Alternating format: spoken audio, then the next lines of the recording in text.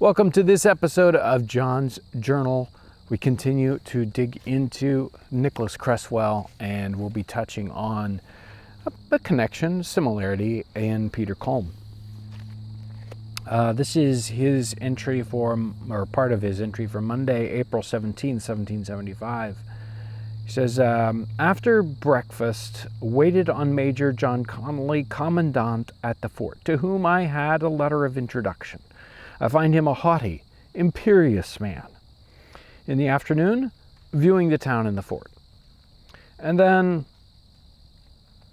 I skipped to, the town is small, about 30 houses. This is future Pittsburgh. 30 houses. The people chiefly in Indian trade. The fort is some distance from the town, close to the forks of the river.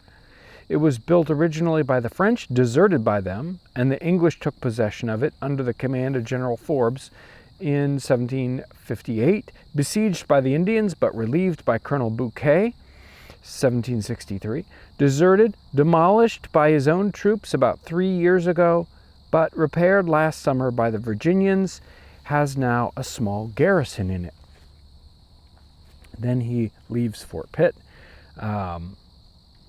Left Fort Pitt, this is Tuesday, dined at Turtle Creek, escaped drowning very narrowly at crossing Turtle Creek, got to Adam Grant's late in the evening, great scarcity of every necessity of life in this house, but the man was glad to see us and gave us the best he has got with a hearty welcome.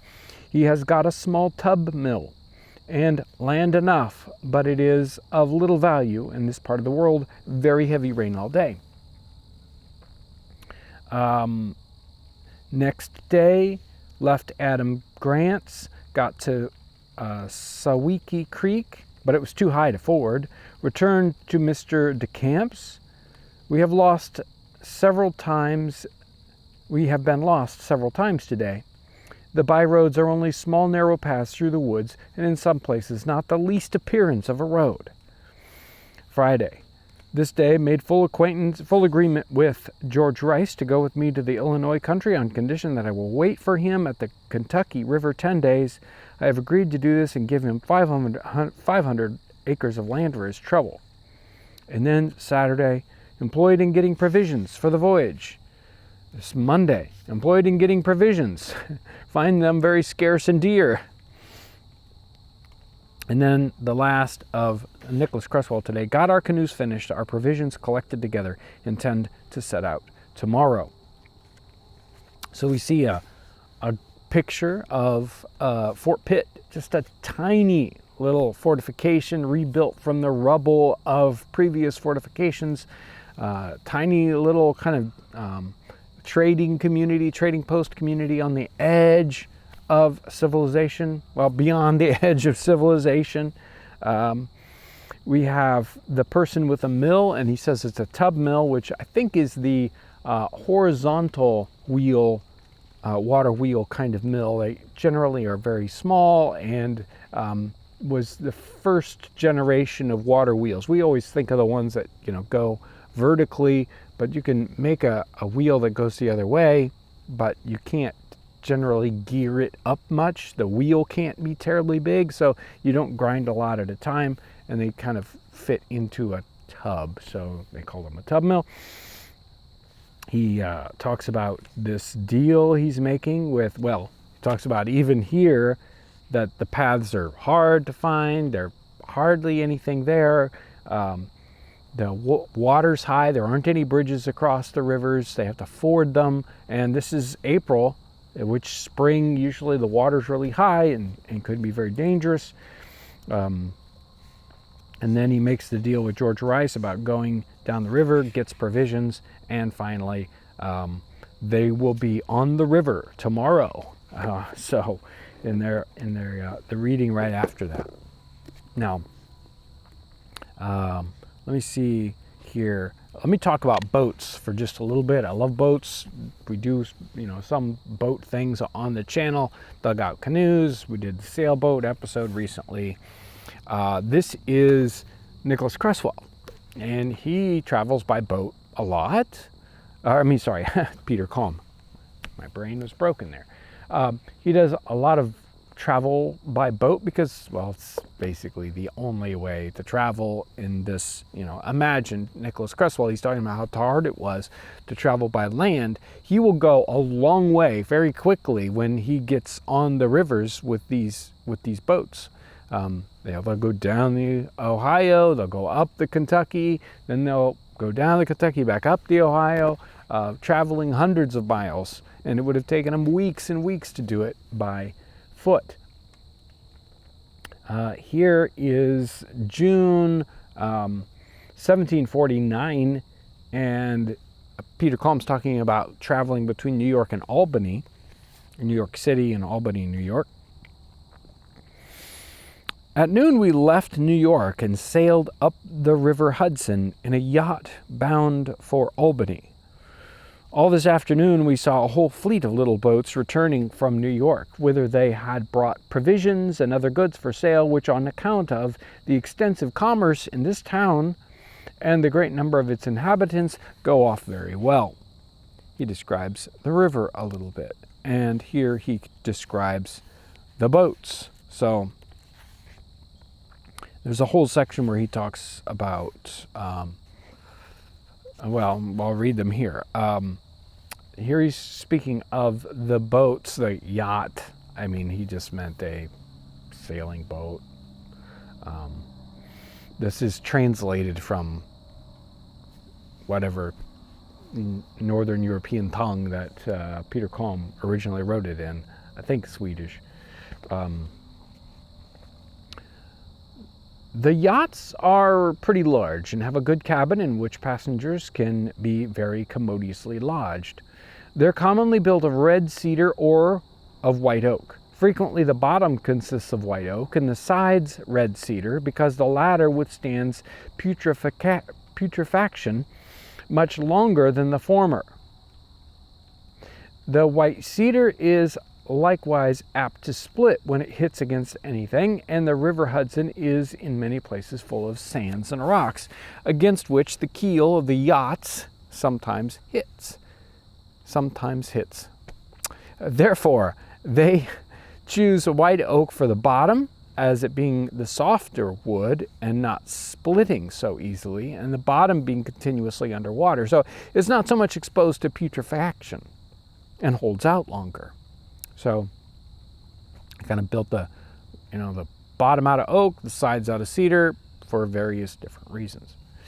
And then he says, canoes, which the yachts have along with them, are made of a single piece of wood, hollowed out. They are sharp on both ends, frequently 3 or 4 fathoms long. So he's probably 3 or 4 or 6 feet, 18 to 24 feet long, and as broad as this thickness of wood will allow. The people in it do not row sitting, but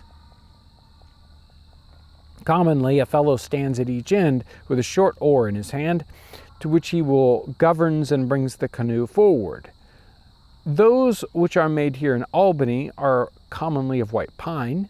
They can do service for 8 or 12 years, especially if they're tarred and painted. At Albany, they make them of white pine, since there's no other wood fit for them. At New York, they're made of the tulip tree, and other parts they are made of red or white cedars. But both these trees are so small in the neighborhood of Albany that they're unfit for canoes. There are many seats in the canoe. There are no seats in the canoe, for if they had any, they would be more liable to overset, as one could not keep equilibrium so well. And then the next section, I won't necessarily cover, but it's bateaux. So the French word for boat, but it kind of means a constructed kind of, rowing boat, sailing boat of the smaller kind. Sometimes they're larger, but sharp at both ends, and a little different from the yacht design, apparently. You can see how different the kinds of journals are here. Peter Kalm goes into great detail about particular things, but he doesn't talk about himself all that much. Sometimes he'll mention, we got in a boat here, we got in a yacht here, and then he goes on to describe this thing, but not his travels or necessarily what he did that day or what he ate. Very rarely he talks about something like that. So very, very different. Much more a trying to be that unbiased observer. But putting these multiple journals together, we can get a pretty complete picture. We want some detail, we go into Peter Kalm. We want kind of a feel for what's in their head. Well, you're going to want to go into something like Nicholas Cresswell. And isn't it interesting? The Nicholas Cresswell goes, and remember who Nicholas Cresswell is. In different parts of the journal, they think he might be a spy, and they're concerned about who he is, what he's doing, why are you here? And then we have him visiting Fort Pitt on the eve of the revolution, and the commandant is haughty, doesn't treat him well. Gee, I wonder why. So maybe he thinks something's up, right? But yet he still gets a tour of the fort and the houses. Maybe they made sure to make it look, stout and all that good stuff. I can see how if I was the commandant and this person, just very random, unknown Englishman, it's like, okay, what are you doing here? Going out to the wilderness to explain to me this a little bit more? Who knows? So you can see his reception might not be as welcoming as others. Thanks for being part of this journal read this morning. And it's a beautiful morning out. I thought I would, be out here in the woods for this particular one. Just, a little bit of fog here. It's a wonderful time of year. The leaves are starting to come off just enough so that the sun can come through and lighten up the forest floor. And I think about how, what Nicholas Cresswell was thinking, as he is looking at some of these places. I think he was probably a little preoccupied, so maybe he wasn't thinking about the beauty of it. Sometimes I think he mentions that kind of thing, but it is very beautiful outside. So thank you for coming along on this journal read. Thank you for being part of Townsends Plus. I hope you have a wonderful day, and thanks for watching.